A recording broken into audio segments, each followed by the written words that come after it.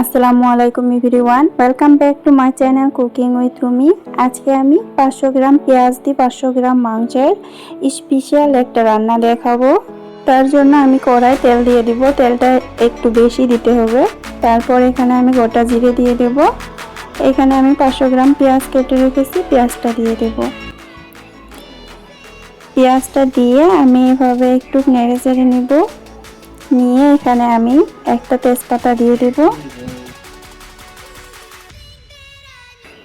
তারপর আমি এখানে গোটা গরম মশলা দিয়ে দেব। এভাবে একটু নেড়ে চেড়ে নিব। নিয়ে এখানে আমি দুটো রসুন থেতো করে নিয়েছি, রসুন দুটো দিয়ে দেব। এইগুলোকে আর একটু ভেজে নিয়ে আমি এখানে বাটা মশলা অ্যাড করে দিব। আমি এখানে জিরা, আদা আর মরিচ বেটে নিয়েছি, এখন এর মধ্যে দিয়ে দিব।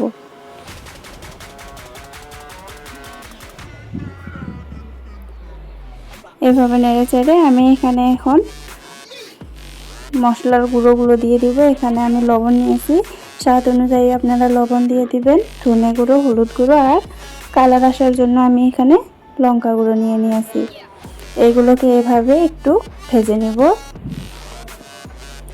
আমার গ্রেভিটা অনেক সুন্দর হবে পেঁয়াজের জন্য, পেঁয়াজটা আমি বেশি দিয়ে দিয়েছি। তারপর আমি এখানে ব্রয়লার মাংসগুলোকে ধুয়ে রেখেছিলাম, এগুলোকে দিয়ে দিব।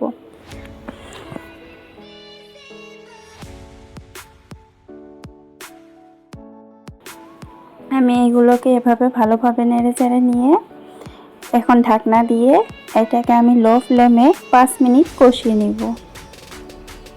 5 মিনিট পর দেখতে পাচ্ছেন মাংসে থাকা এক্সট্রা পানিটা শুকিয়ে গেছে এবং তেল বেরোচ্ছে। এই পর্যায়ে আমি এখানে পানি অ্যাড করে দিব।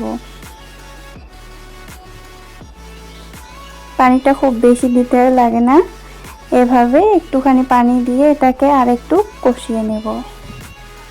মানে মাংসের সমান সমান এখানে পানি দিয়ে দেবেন, এইভাবে যাতে মাংসটা ডুবে না যায়। এখন আমি ঢাকনা দিয়ে ভালোভাবে এটাকে আবার কষিয়ে নেব। 10 মিনিট আমি হাই ফ্লেমে কষিয়ে নেওয়ার পর আমার গ্রেভিটা এরকম হয়ে এসেছে, তলে একটু লেগে গেছে। তাই আমি এই পর্যায়ে একটু নেড়ে চেড়ে দিয়ে আবার এখানে পানি দিয়ে দেব।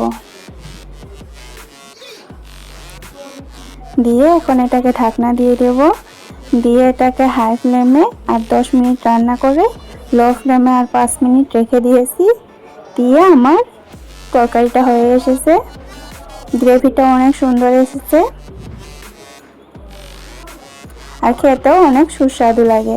আপনারা এইভাবে ব্রয়লার মাংস বানিয়ে খাবেন, বারবার খেতে চাইবেন। ভিডিওটি ভালো লাগলে ভিডিওটি লাইক করতে ভুলবেন না এবং চ্যানেলটি সাবস্ক্রাইব করে সাথে থাকবেন। Thank you so much for watching.